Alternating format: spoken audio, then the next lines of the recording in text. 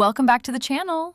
In this video, I'm going to break down every single modification I've done to my 2020 Toyota Supra ever since I bought it in August of 2022. I'll also tell you my favorite mod, my least favorite mod, and whether I think each upgrade was actually worth the money. I'm the second owner of this car, and I absolutely love it. I bought it in Austin, Texas. I drove from Killeen to Austin, picked it up, and drove it all the way back home. From the moment I got behind the wheel, I knew this car was going to become a long-term project. So let's start from the beginning. One of the very first modifications I made was replacing the factory downpipe with one from A90 Shop. At the time, I was still running the stock exhaust, and honestly, this combination sounded amazing.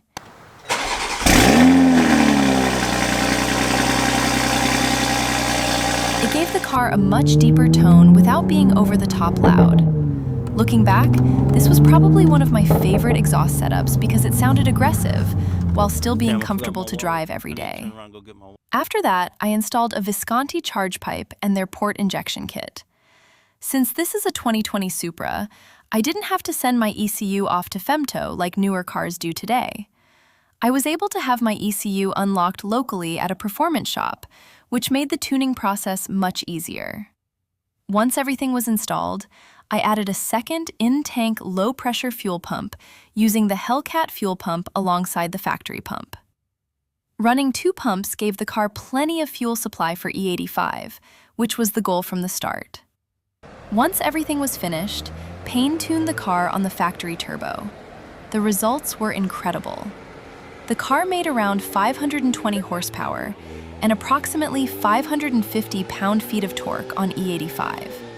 For a stock turbo Supra, those numbers are impressive. The car became ridiculously quick, and honestly, a lot of people underestimated it. Most people saw a stock-looking Supra and assumed it wasn't anything special. Then the race would start, and they quickly realized they had made the wrong assumption. I drove this setup for roughly 2 years, and it never stopped putting a smile on my face. Not long after getting tuned, I decided to install a Tomei exhaust. This is probably the modification that I have the biggest love-hate relationship with. On one hand, it sounds absolutely incredible. The tone is aggressive, it screams under boost, and every pull sounds amazing. But on the other hand, it's basically a straight pipe from the turbo all the way to the back of the car with no resonator. That means it's loud, really loud. Now that I'm stationed in South Korea, I actually feel a little guilty driving it through town sometimes, because Korea is generally much quieter than places back in the States. As much as I love hearing the car, I know everyone around me probably doesn't. Even so, I still smile every time I hear it start up. After about 2 years with the stock turbo setup, it was finally time to go bigger. I installed a Boost Logic bottom mount turbo kit paired with a Garrett G35-1050 turbocharger. Once again, Payne handled the tuning. The car is still running the factory transmission.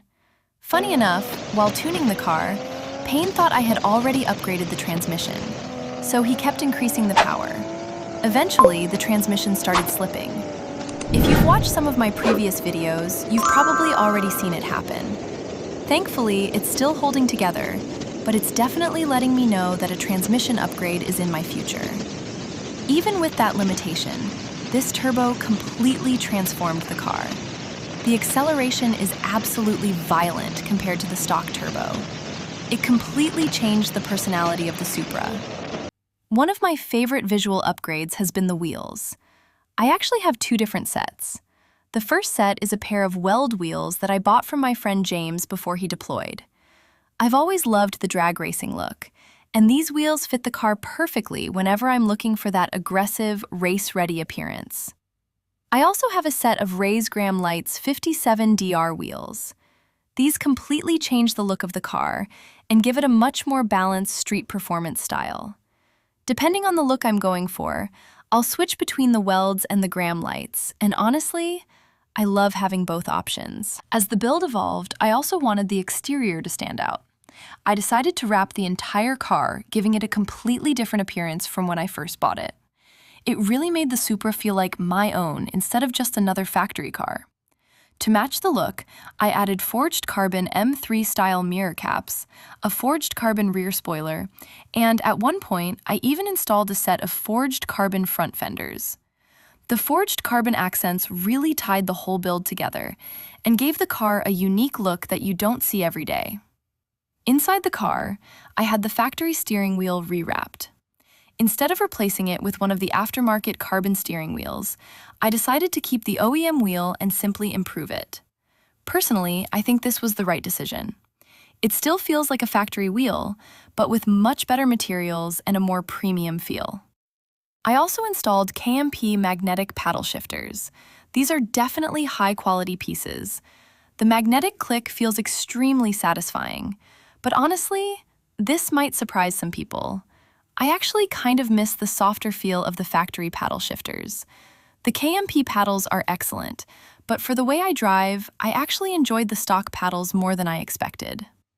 If I had to choose my absolute favorite modification on this car, it would easily be the Boost Logic bottom mount turbo kit with the Garrett G35-1050 turbo.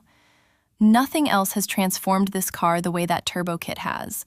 The power delivery, the acceleration, the sound, everything about it makes the Supra feel like a completely different car. Every time I get behind the wheel, it still puts a huge smile on my face. Now for my least favorite modification. Without question, it would have to be the forged carbon front fenders. I bought them from Alibaba because they looked great in the photos, and I figured I'd give them a shot.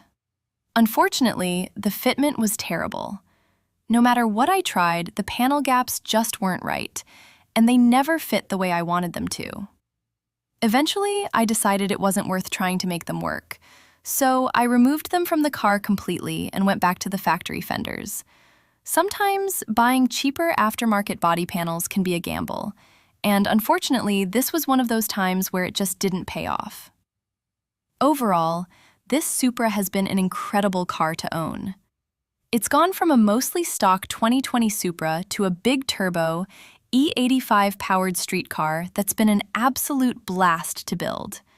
The journey has been just as fun as driving it, and the build is far from over.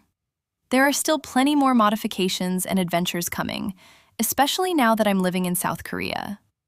If you enjoyed this video, make sure to hit that like button, subscribe to the channel, and let me know down in the comments which mod is your favorite and what you would do next if this Supra was yours.